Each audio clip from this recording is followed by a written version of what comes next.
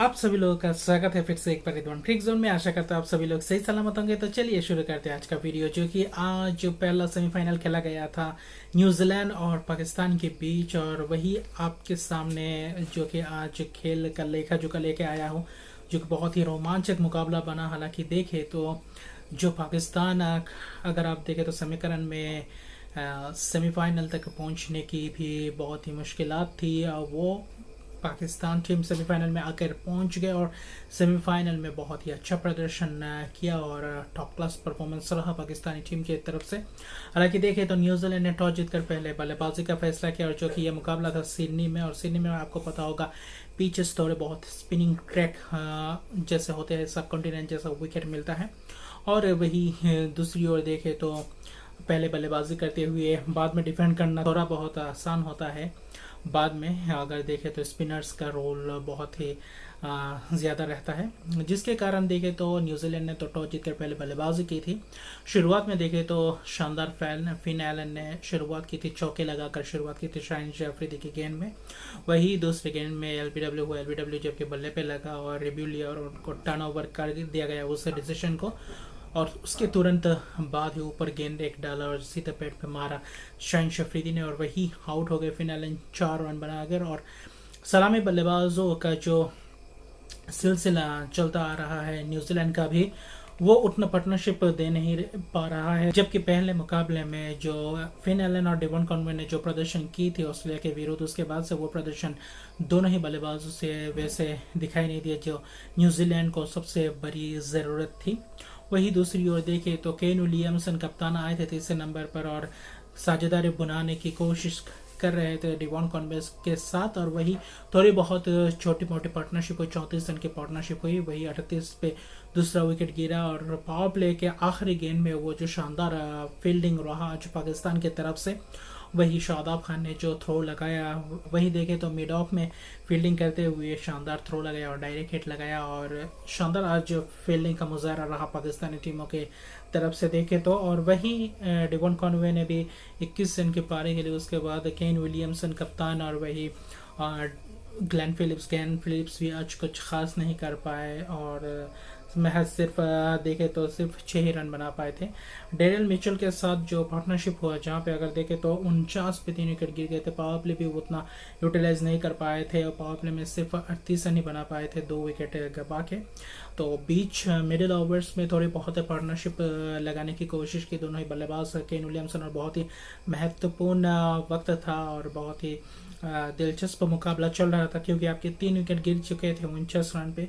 वहां से वापसी करना था न्यूजीलैंड को ऐसे नॉकआउट मुकाबले में सेमीफाइनल में, और जो कि कप्तान केन विलियमसन ने वो करके दिखाया और सूझबूझ के साथ पारी को संभाला। और वही देखे तो शानदार बल्लेबाजी रही डेरिल मिचेल द्वारा, और उनके साथ साझेदारी में निभाए केन विलियमसन और डेरिल मिचेल के बीच अगर देखें तो 68 रन की पार्टनरशिप हुई, और इस पार्टनरशिप ने थोड़ी बहुत राहत दिलाई न्यूजीलैंड के बल्लेबाजों को, क्योंकि रन्स बहुत कम हो रहे थे और विकेट गिरते चले जा रहे थे, और बीच में एक पार्टनरशिप बनाना ज़रूरी था, और वो पार्टनरशिप की 68 रन की पार्टनरशिप हुई, और जिसमें से देखें तो केन विलियमसन ने 42 गेंदों में 46 रन की पारी खेली, और थोड़ी बहुत धीमी पारी रही, लेकिन वो जो बाद में वो ज़्यादा तेज़ी से खेलना चाहते थे वो नहीं कर पाए कप्तान केन विलियमसन।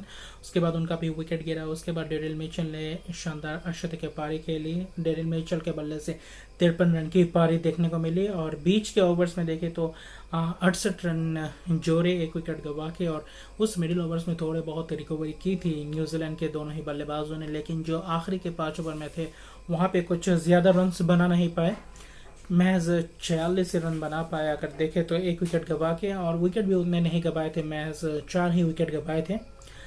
लेकिन वो जो रन्स की गति को उतना तेज नहीं कर पाया। आखिर में जाकर देखे तो 150 रन क्रॉस कर गए थे। 152 रन जोड़ दिए थे बोर्ड पे, जहाँ पे 20 ओवर में 152 रन पे 4 विकेट गवाए थे।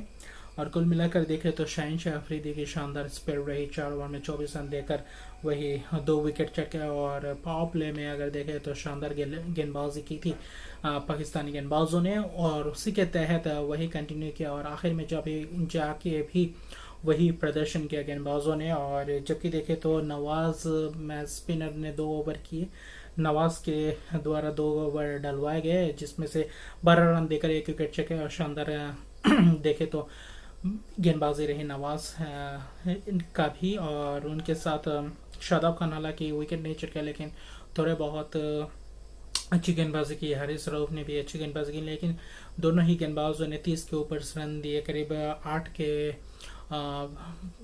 एवरेज से रन दिए, 8 रन प्रति ओवर दिए। और जिसके कारण देखे तो आखिर में नसीम शाह ने भी 4 ओवर में 30 रन दिए, 1 विकेट नहीं दिया। और फास्ट बॉलर की अगर बोले तो शानदार गेंदबाजी की और अच्छी गेंदबाजी के तहत ही न्यूजीलैंड को 152 तक रोक पाए और ऐसे क्रुशियल मुकाबले में। और हालांकि देखे तो जबकि फील्डिंग तो बहुत ही शानदार की थी आज पाकिस्तान से, जो चाहिए था, जो मैंने आपको पहले भी बोला था कि फील्डिंग अच्छा करना पड़ेगा, क्योंकि न्यूजीलैंड के कंपैरिजन में अगर देखें तो फील्डिंग थोड़ी बहुत कमज़ोरी थी पाकिस्तान के हवाले से। लेकिन आज फील्डिंग बहुत ही शानदार फील्डिंग्स की, एक थोड़े बहुत फील्डिंग छोटे लेकिन वो ज़्यादा नुकसान नहीं दिए, और जिसके कारण एक 153 रन का लक्ष्य का पीछा करना था पाकिस्तानी बल्लेबाजों को। और जो सलामी बल्लेबाज जो पिछले अगर देखें तो 5 मुकाबले में वो कारनामा नहीं कर पाए थे और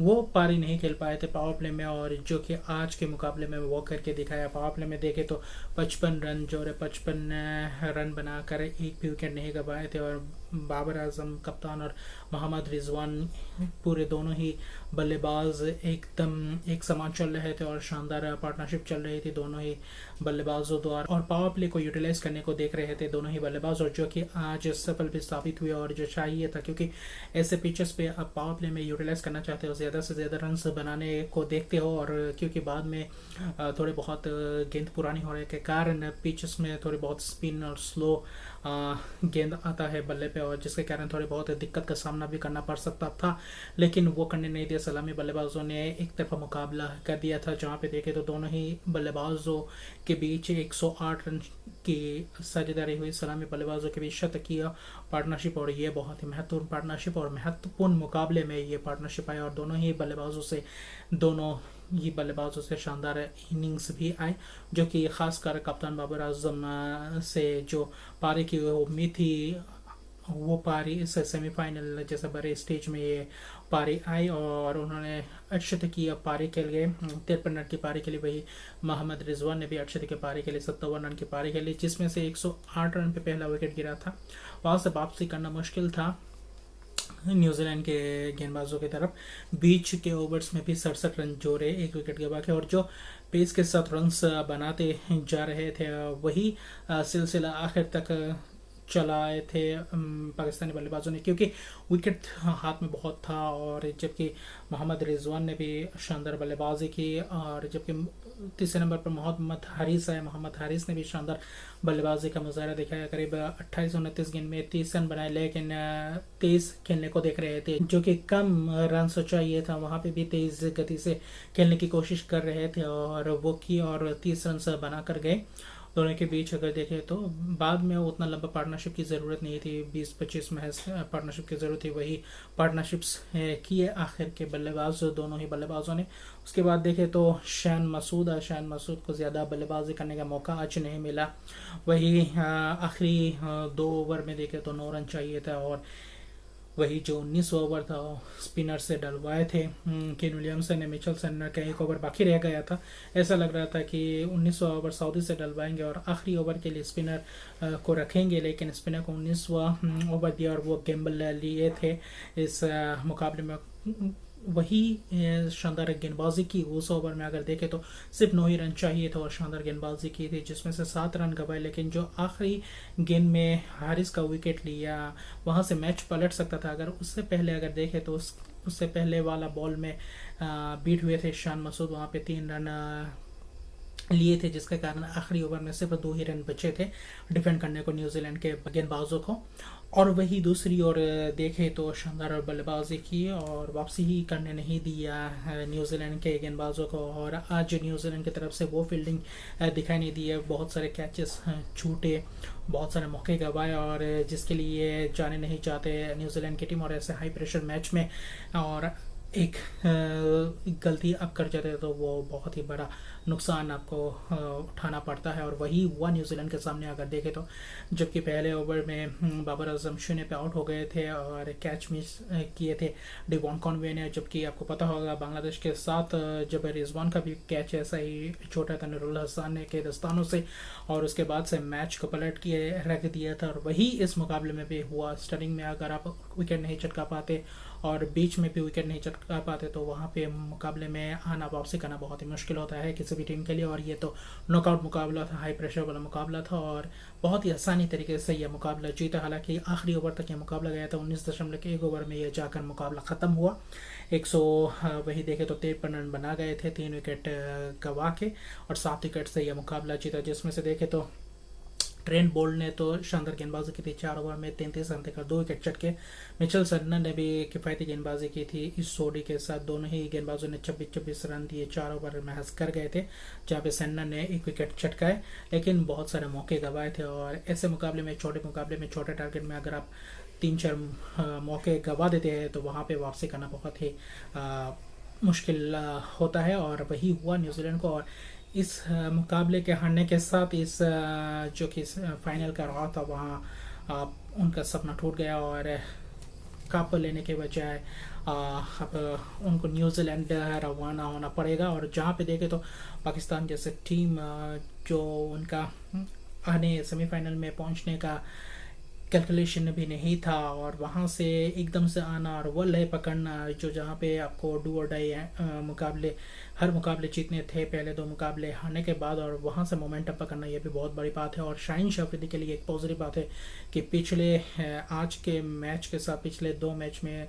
से विकेट चटका रहे और तीनों ही मैच में लगातार शानदार विकेट चटके, शानदार स्पेल किए, और वो पॉजिटिविटी लेकर जाएंगे। और वही बल्लेबाज ओपनिंग बाबर आजम कप्तान भी फॉर्म में आए, वही रिजवान भी चले हैं और ओपनिंग बल्लेबाजी आज इस वर्ल्ड कप में शानदार पावर प्ले का यूटिलाइज भी किया और शानदार पार्टनरशिप्स भी रही T20 वर्ल्ड कप में अगर देखें तो।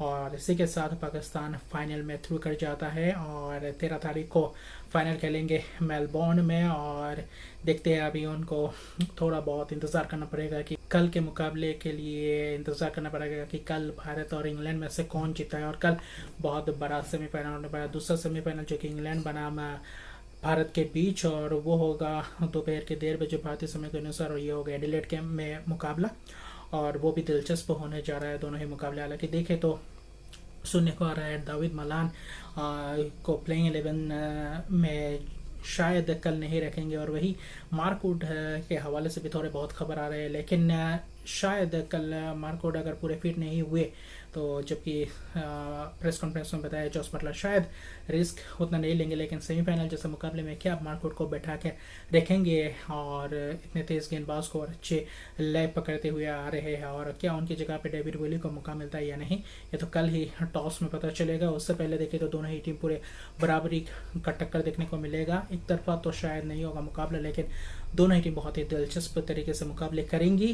और भारत में अगर देखें तो कल रोहित शर्मा से अपेक्षा है कि कप्तानी पारी खेले और ऐसे बड़े स्टेज में, बड़े गेम में स्टेप अप करे एज अ कैप्टन, और कल परफॉर्मेंस अच्छा करने पड़ेगा, गेंदबाजी और फील्डिंग भी, वही बल्लेबाजी भी। और दोनों ही टीम कल देखते हैं क्या करती है, प्लेइंग 11 में चेंजेस लाती है या नहीं। तो अभी के लिए इतना ही। अगर अभी तक मेरे चैनल को सब्सक्राइब नहीं किया तो मेरे चैनल को सब्सक्राइब कर दीजिए, नोटिफिकेशन के बेल को दबा दीजिए ताकि मेरे वीडियोस आप तक पहले पहुंचे। लाइक शेयर कमेंट जरूर कीजिए। तब तक के लिए गुड बाय।